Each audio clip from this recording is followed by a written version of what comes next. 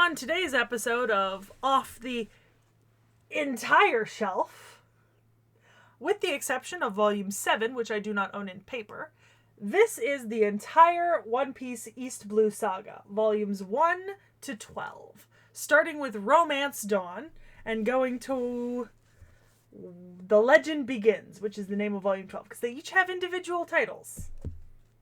Now, we've watched One Piece on the channel several times. I think 4 or 5 times now. Mm-hmm. And I've gotten you guys through the end of Baratier.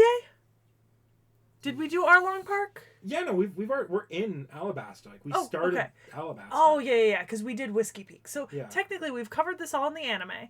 And Nick Nack has watched the live-action drama with me. Yep. However, I knew it was not feasible to get the boys through One Piece on the channel, so while it is currently in the hat, I had kind of given up on submitting it at any point. And I just figured that if it came out, it came out, but I might as well focus on other things that were slightly shorter that I actually had a hope and a dream of getting you guys to a reasonable point in. And then I went behind Seki's back and read half of East Blue. Which just made me feel all warm and fuzzy inside. What right do you have to do something so nice?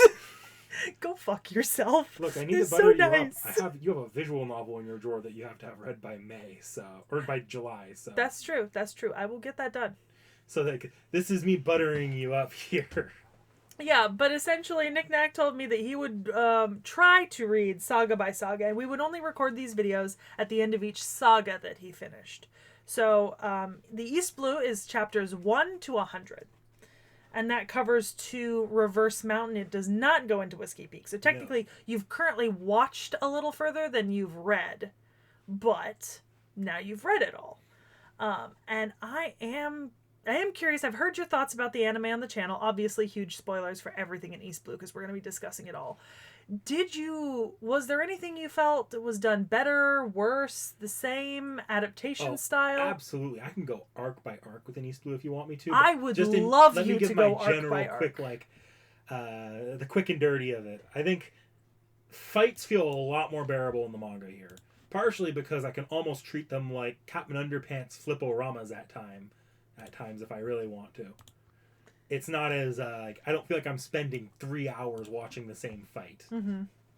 I absolutely want to go arc by arc with you. So, the first arc is called Romance Dawn. It's Volume 1, Chapters 1 through 7. Titular title for the first volume, Romance Dawn. And this is Luffy setting off. Yeah. Right? So we meet Alvida here, we meet Kobe here. It's that early game stuff. Right off the bat, I was surprised at how different the manga was compared to any of the adaptations for Alvi. Like, I expected it to be similar to how the anime approached it, which they fight on the boat. No. That first Alvida encounter is not on the boat at all. It's on a fucking island. Yeah.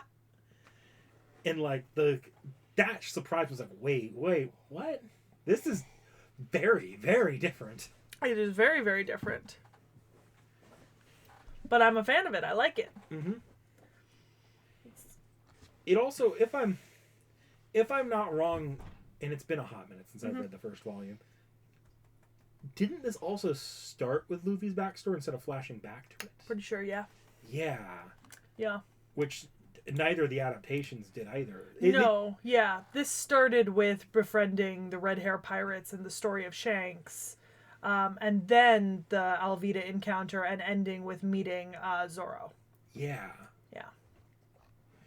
It's like it threw me for a loop a bit how because it's in order here. Yeah. You're not getting stuff out of order. You're getting it in the order it happened. Which is a little fucked up when you think about how it comes in the anime and the live action. You're kind of getting it piecemeal. Mm-hmm. Yeah. Otherwise, I didn't feel like the actual Zoro, that part was that.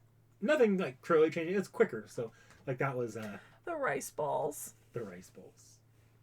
The rice balls. So cute.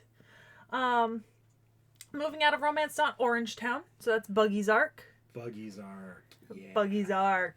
Buggy balls. The buggy balls. I will say, if there is one thing I truly missed in the live action adaptation, it is the sheer terror of buggy balls and the actual population of Orange Town still being in their homes and trying to flee. Especially the dog. We missed out on, like, good pupper times, and I get that they couldn't include that because, you know, time constraints and like episode length and how many episodes they had for the season, but Buggy Balls and the doggy. Stunning, truly. Yeah, I don't think the adaptations touch this arc that much. No, Orangetown in the manga starts volume 1, goes to volume 3, chapters 8 to 21. So it's actually a decently long arc. Mm-hmm. Yeah, especially for kind of like the early, because I feel like East Blue had pretty regular pacing on how many volumes covered an arc. Like it was generally 3 to 4, no matter how long the arc was. The volumes covering it, like the amount, is pretty much the same, which is not the case when you look at like number of anime episodes adapting them. So Orangetown actually has a pretty short adaptation in terms of episodes. It's only episodes 4, 5, 6, 7, and 8. It's like 5 episodes, right? Yeah. I don't... Once again, for these early arcs, I really don't feel like that much really impacted how much I enjoyed it. Because the early arc... Because even in the anime, this is only like a 2 or 3 episode arc. Yeah, you covered both Romance Dawn, Orangetown, and part of Syrup Village in the first submission I gave you guys. Yeah, so this is still like... It does speed it up a little bit to read it in manga format. But I don't feel like my experience is that crazy changed, other than the earlier mentioned the fights are going to go a lot quicker. Then now we get, so Syrup Village is twice the length of Orangetown. Kitty. I will say Syrup Villages were like of all the arcs to benefit from having much quicker fight pacing. Syrup Village. Like, also, can I say if I was disappointed in any arc adaptation in the live action, it was Syrup Village. Really? Yeah, I don't know. You've seen it a few times, so I'm not questioning you. I think that Klahadore is one of the more kind of weird and interesting sort of backstory villains. And I feel like it enhances Zoro's arc that, like, he's got this, like, evil plan and the whole crew and everything, but then also sacrificing his own men because of his own self-servingness. And I feel like you don't really get all of that in the live action. I still like the adaptation, but it's not quite the same. Yeah. I don't know. Yeah. But Syrup Village, pretty good. So this jumps, instead of being 5 episodes, this is like a full, like, almost 10 episodes. And this is where things really bogged down in the anime. Yeah. If you remember from when I was like, this needed to not take this, like, we were on the same beach for the same fight for like... Syrup Village did not need to be the same anime length as combining both Romance Dawn and Orangetown. Yeah. It did not need to be the same amount of episodes. Even though, I mean, like, technically by all rights, because it's chapters 22 to 41, it's about 20 chapters. And so Romance Dawn and Orangetown were about 20 chapters combined. It is technically double the length of either of them, but I feel like the content could have been condensed in the anime. But I do like Syrup Village. Yeah. I think it works fine enough in the manga. Gives us our most underwhelming character, Usopp. Do you want out? She might. Here. I'll leave the door cracked. Did she want out? Yeah. She wanted out. Okay. All right. Keep screaming, babe. Keep screaming. So, yeah. I think it's still not that noteworthy of an arc. Yeah, by the time you finish Syrup Village, you're up to the end of the middle of volume 5, right? So it's the first 5 volumes of the manga. Getting into 5 through 8 covers Baratie, chapters 42 to 68, episodes 19 to 30. We watched this all as like one arc. So Baratie, I'm actually like very conflicted here because on one hand, you have 3 very different takes on Baratie. Very different. I think the manga has the best like take on the fights at Baratie because the live action just pretty much skips it altogether outside the big fight with Zoro and Mihawk, which I personally think was done the best in the manga. Zoro and Mihawk. I could say I don't have strong feelings about the differences between that fight because the fight's really good in all the versions. even in the anime, it was a good fight. But in the anime, it got really, really bogged down by what's his name? The Pearl. Yeah, Pearl. that fight went on way too long in the anime, and I think the manga handles the pacing of that much better because the fights that quicker fight really, really helps with East Blue so much. But Pearl is ungodly to watch. if you believe it, one aspect of Baratie I think is handled the best in the live action compared to the other two. Hmm?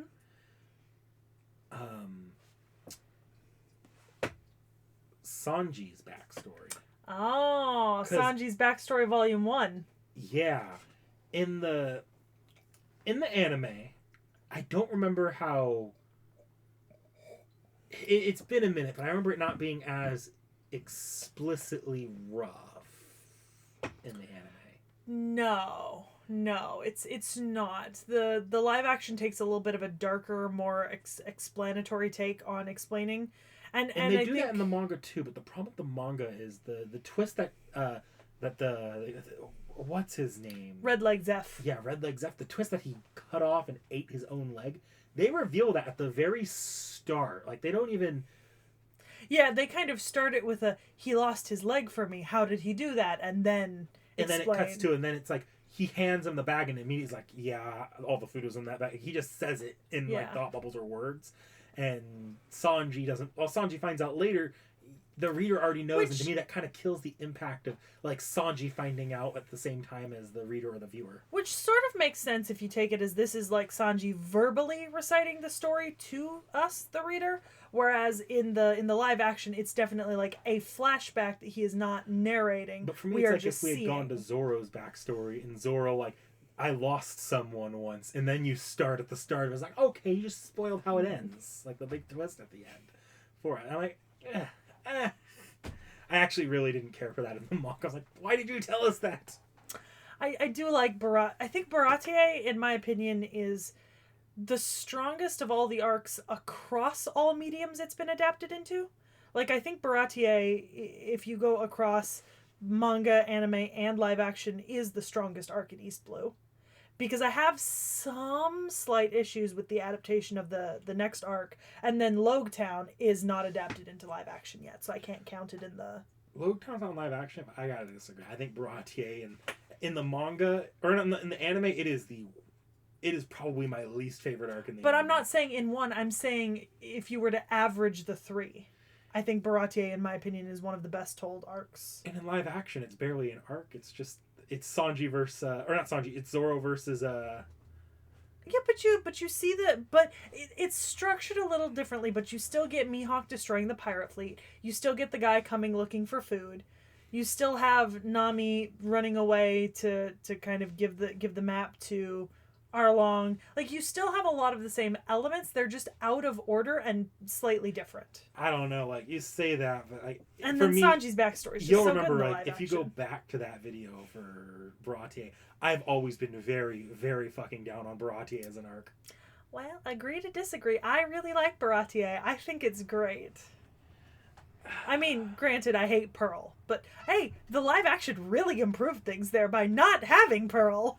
Live action improved things by cutting that entire fight into getting technically we do see Pearl. You do see them. You see them all get killed. Yeah, Mihawk bodies him in like half a second in the background. And it's a comedic cutaway. I love it. Uh-huh. Like, if I have to rank this arc, it's probably, I think, it's hard. Like, Sanji's backstory in live action is so well done. Yeah. I just love Sanji. I think he's one of my favorite characters, especially, I don't know, I'm looking back on this with like foresight, so. Mm-hmm. Do you want to shut the door again? She's back in. Alright, so post Baratie, Arlong Park, chapters 69 to 95. Not that much longer, only about 5 chapters longer. 31 to 44 in episode count, and volumes 8 to 11. Same thing, 3 to 4 volumes.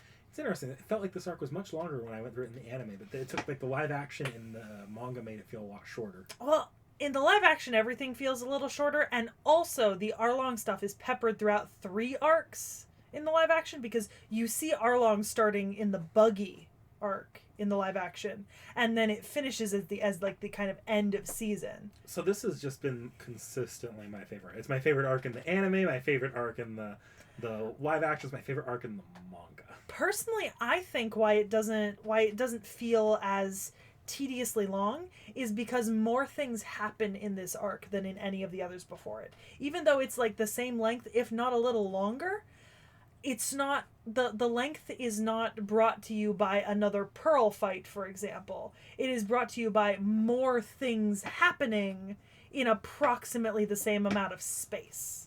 Yeah. There's it still has that end like three different fights going on at once. But that's at the end. It's not throughout. There's a lot more build up to, like, they build up to that. They hit you like before anyone really gets involved in like these long fights. There is an emotional climax with like that. Oh God. The Nojiko, the Belmere. That moment works in all three adaptations, and I love it. Oh, Belmere. Nojiko. I do have to say, well, it's hard for me to rank like the Nami getting Luffy's hat scene across because they all hit really hard. Yeah. Bellemere is the mother. The mother, right? yeah. I can rank Bellemere's by how stupid as fuck they are. So the stupidest one is probably the anime one. That one is like, maybe it's just because it feels longer because the talking feels longer. But my God, she had that gun in his mouth for ages and is like yapping away sentences. It's like, pull the damn trigger. Mm-hmm. The manga one, she still has the gun in his mouth, and I'm like, at least the live action one, when she takes the shot, she actually takes the shot. Mm-hmm. It's just shown to be ineffective. Yeah. Whereas in the other ones, like, it's either it wasn't effective, at which point why was he letting you pin him down that long? Arlong, especially with his pride. I will say, the manga and the anime had a much more impressive stash of gold than the live action did. She had like the one little chest, whereas in the live action and manga, she's got these like 20-foot long buried containers. Yeah, that's fair. Yeah. I think the only, like, if I'm like, okay, if I need to poo-poo the live action a bit, I do feel like Luffy's fight with entirely a little bit weird in the live action. It basically doesn't exist. Yeah. It doesn't feel like it was necessary because it wasn't. Yeah, it's generally not much happens. And that's not a terrible thing. I think that would have been a really hard fight to adapt, especially like the teeth bit. Like that would have been really hard to try to adapt. I was talking about Luffy's fight with his dad in the live action. His dad? Garp. Or his grandpa. Yeah. But other than that, like Luffy's fight with Arlong, yeah, I do think the live action probably didn't do it. Like, actually, the anime did the best fight with Arlong. Mm-hmm. Because I do think the longer talking works for that moment. That final moment with Luffy and Arlong. Yeah.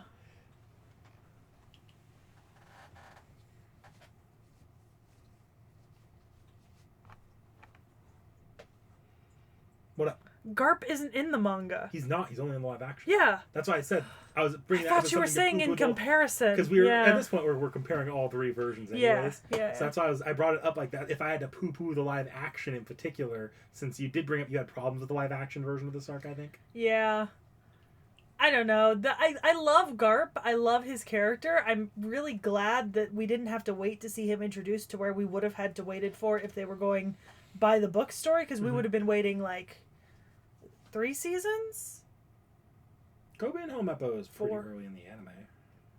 Kobe and Helmeppo only show up in the in those beginning of chapter scenes, and that might not necessarily have been adapted, like, because that's basically just a chapter front image. Garp doesn't actually show up and interact with Luffy until the end of Water 7 Enies Lobby, which is the 4th saga in the One Piece world. So it doesn't happen until episode 430 some officially. Yeah. So like I'm glad we didn't have to wait that long because we would have had to wait till literally the end of the 4th season by rights of how they're doing the seasons to get him in the live action. Didn't feel like it needed to be in Arlong Park of all places. No, maybe not. I think it would have been. I think they could have. Here's the problem, though. The live action didn't include Logtown. No. Because that fight would have been perfect in Logtown.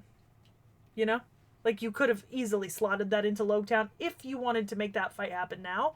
But Logtown is not included in the live action. Speaking of Logtown, let's move into chapters 96 to 100. It's just the last couple chapters. So, here's something weird for me. I actually think the anime handled Logtown much better in the manga. Part of that's because you got a lot more build up to Logtown in the anime. Because you, in here, all of the, and this is because I love me, Buggy's thing, like, prelude in the anime really helped, like, get the ball rolling for his appearance in Logtown. Technically is shown in the manga, but so Buggy's Special Adventure, so Buggy's Crew Adventure Chronicles in the manga is just the cover art for each chapter of chapters 35 to 75. And so you're seeing like still images one at a time. And then what the manga did was what the anime did was turn it into 2 episodes where it actually tells the story in anime format rather than just seeing the front of chapter images. And I think that helps because Logtown feels way shorter in the manga because I feel like the anime clearly added a little bit to it. Yeah, because in the anime it's 7 episodes. Yeah. Yeah, and that is not that long. No, in the manga, I feel like it was only like a handful 4 chapters. Yeah. Literally 4 chapters. Yeah. So the anime made it feel much more like like Logtown. You feel the life in Logtown as the art goes on. It's much more of a stopover in the manga. Yeah. Yeah. I gotta say, I'm disappointed that Daddy the Father isn't in the manga. I do love Daddy the Father. He's great. I was like, oh, Daddy the Father is coming up. That'll be fun to laugh at. Oh, that was anime original. Oh. I mean, you know, so Daddy the Father was something added. So were some of the little anecdotes that happened. Like the fishing competition? Or the fishing competition. Which, it's okay, but it's not perfect. I'm not saying it. I do understand why it's not because pacing wise, it is a little bit of like a sudden halt in the anime, but it really makes Logtown feel kind of living and breathing, and I did appreciate that in the anime. Yeah, I will say I do love Dragon showing up. It's one of my favorite parts, and White Chase Smoker, definitely one of my favorite characters going forward. I think he's a great character for Logtown. This kind of like grizzled Marine captain whose goal in life is to make sure that no pirates use Logtown as an entry point into the Grand Line, because this is the place where the Pirate King was born, and this is the place where the Pirate King was executed, and he is going to make it his life's journey to make sure that pirates don't get past him, especially ones who want to be the Pirate King. And that felt very thematic for him, because he will be a recurring character for us. I thought the moment where Luffy was laughing at the stockades and smiling, that was really awesome in the manga, because you actually got to, because of the still in the image of it all, you actually get to sit there and like be like, especially if you go back to the early volumes and you get to see Roger being executed on the stockade with that same smile on his face. Okay, but with Roger it feels more like a shit-eating grin. Luffy's just like, I tried. Yeah. It's adorable. We love it. And Alvida comes back. Except she's skinny. We love that for her. Slips it through. The fat slips right off her. Doctors don't want you to know about this miracle weight loss drug. Oh, so good. So I do want to ask. So obviously, it took you a while to read through this, right? But are you comfortable continuing doing like saga by saga? I'll keep reading it. Look, the agreement with this always was, and I told you this going in, that I'd read this between like our off the shelves, and that's been how I've been pacing myself. Yeah. Some of the reason why I didn't get this done sooner, just because there were some times where I got like fat stacks of books that big. My fault. So Alabasta would be the next saga you read. Yep. And I think one of the reasons why I had struggled over Alabasta was because I had considered, for brevity's sake for the podcast, just to get you guys further, right? I had considered submitting the ARC movies, and of which one is Alabasta, the Desert Princess. And that one was a really well received arc movie, but it's not perfect. There are changes made to the story to fit the kind of movie format instead of the episodic format. And so I was really struggling because, unfortunately, Alabasta is a massive amount of episodes. Like, Alabasta itself is just a longer arc than all of East Blue. I mean, in terms of chapters, it goes from chapter 101 to 217. So it's like 16 chapters just longer. A little bit longer in East Blue. Just a little longer. Like, that's not going to stop me. Yeah, but in terms of episode count, we're going episodes, I think, to 135. So almost 100 episodes. You know, like if we ended off on Logetown at episode 53, to get to 135, that is 80 episodes. I kind of knew that's why you didn't necessarily want to keep submitting One Piece actively. Yeah, and the arcs only get longer from here on out, to be quite honest. I mean, oh god, the thought of getting to Dressrosa and having to realize the fact that Dressrosa goes from episode 575 to 746, like, that's almost 200 episodes. Like, there's no way I'd be able to get through some of that. So I had kind of given up on it, so, you know, that kind of thing. Of course, I still have quite a lot of, I know you're reading it online, I still have my paper copies to read along at home for now. Yeah, and I'll just keep plugging away at it online. I'll let you know when I finish Alabasta. Yeah. Because I did want to actually read like, that's another reason I wanted to do this, was because I watched the live action, and I really did like the live action a lot, actually. Mm-hmm. So I was like, you know what? I do want to make sure I'm reading the source material before live action season 2 comes out, because that's going to go right into Alabasta. Especially because, and I do not mean this in any way to be like like sort of formation of my own opinion, but generally speaking, Alabasta is a fucking fantastic arc in the anime. Most people agree on that. And Alabasta also has a really unique position in that Alabasta was where the series was originally planned to end. Like, Oda has stated that the original plan was to end in Alabasta, and then it just kept going. And then what we did see of Alabasta, I did really like. Mm-hmm. Yeah, because the first couple arcs are really interesting. Also, Alabasta is Chopper's arc, so, like, Chopper's arc is inside of Alabasta. I wish on you, Claymation Chopper. I would die. I would simply perish and pass away. I could not deal with Claymation Chopper. That would be horrific.